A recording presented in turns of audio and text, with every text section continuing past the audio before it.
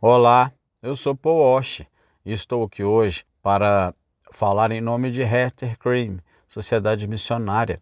Como você sabe, apoiamos missionários em todo o mundo e também fornece materiais teológicos, bibliotecas pastorais e tantas outras coisas, a fim de aumentar a causa da grande comissão e em todo o mundo.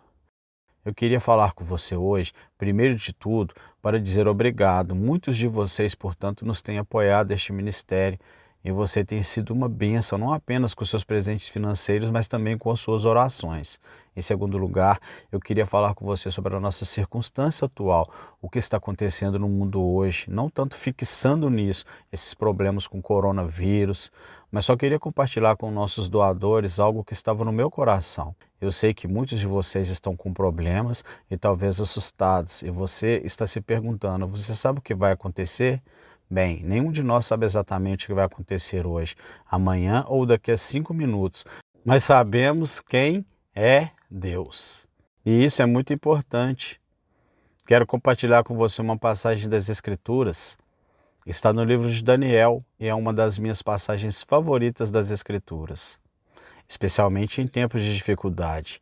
É Daniel capítulo 11, versículo 32 diz, falando sobre uma pessoa muito cruel na história, e as epifanias de Teoca. Apenas por palavras suaves ele se voltará para a ausência de Deus, aqueles que agem perversamente para com a aliança, mas as pessoas que conhecem seu Deus mostrarão força e agir. Você vê que é algo muito importante. Muitas vezes, quando os cristãos entram em julgamentos ou circunstâncias difíceis, eles imediatamente correm para a Bíblia e começam a passar muito mais tempo na Bíblia do que o normal. Isso é uma coisa boa, mas não é a melhor coisa. Você vê, a fim de se preparar para os testes, você e eu devemos nos preparar muito antes do julgamento chegar. Devemos dedicar nossas vidas, estudar as Escrituras e cultivando a mente de Cristo, e especialmente nos dedicando a saber quem é Deus. Porque nisso encontramos nossa força no caráter, os atributos de Deus. Deixe-me dar um exemplo. Eu conheço tantas pessoas quando elas estão passando por tempos de provações, em que elas estão constantemente se perguntando esta pergunta: o que Deus está fazendo, o que está acontecendo, o que Deus está fazendo? É quase que se eles não tivessem paz, a menos que eles possam descobrir o que Deus está fazendo. Isso não é realmente a maneira bíblica de abordar um problema. Você vê, eu não preciso saber o que Deus está fazendo no mundo. Se eu sei quem é Deus, se eu sei que Deus é bom e fiel, e santo e justo, eu sei que tudo o que Ele está fazendo, mesmo que esteja escondido para mim, vai ficar tudo bem. Será o melhor, será o bem para o seu povo. Mesmo no meio do sofrimento, você vê que devemos crescer no conhecimento de Deus. Eu sei que há tantas pessoas agora falando sobre o coronavírus, como você deve fazer isso, e você deve fazer isso, e princípios espirituais para isso e aquilo, mas realmente não é tão complicado. Isso deve ser um alerta para todos nós,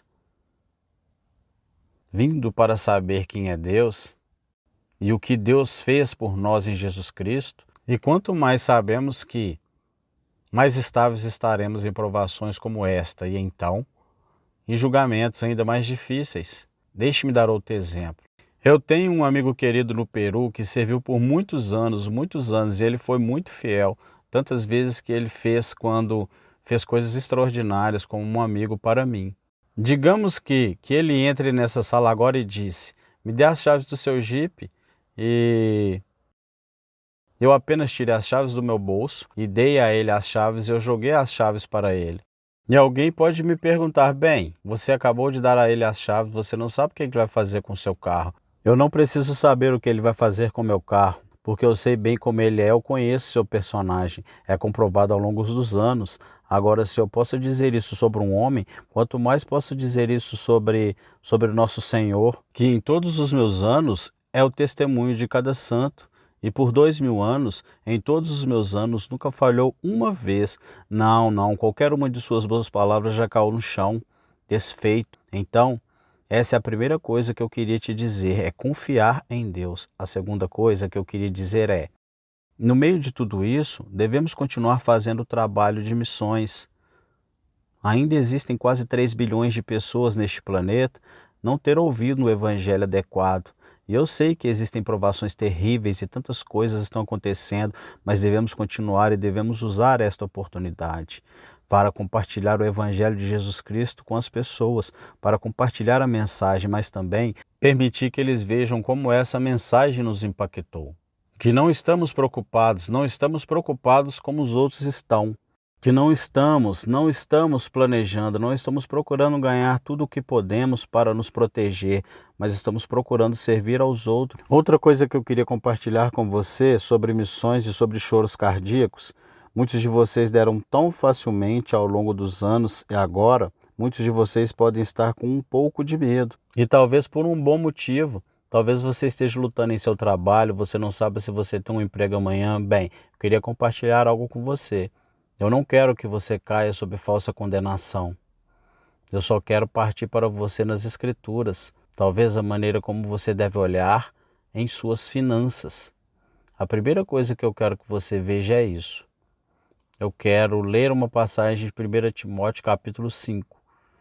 Mas se alguém não fornecer para o seu próprio, especialmente para o de sua casa, ele negou a fé e é pior do que o incrédulo. Como Igreja Cristo, Igreja de Rede Forte e como uma organização missionária fora daquela igreja, nossa sociedade missionária do crime, entendemos que muitos de vocês estão passando por provações e queremos encorajá-lo, que não devemos ser a primeira preocupação em sua lista. O primeiro assunto de preocupação, primeiro de tudo, pense na sua família. Cuide de sua família. Se sua família tem necessidades bíblicas reais, agora eu não estou falando de luxo, estou falando de necessidades. E por isso não queremos que você caia sob alguma falsa condenação, se você tiver que retirar um pouco de seu negócio ou inteiramente para cuidar de sua família.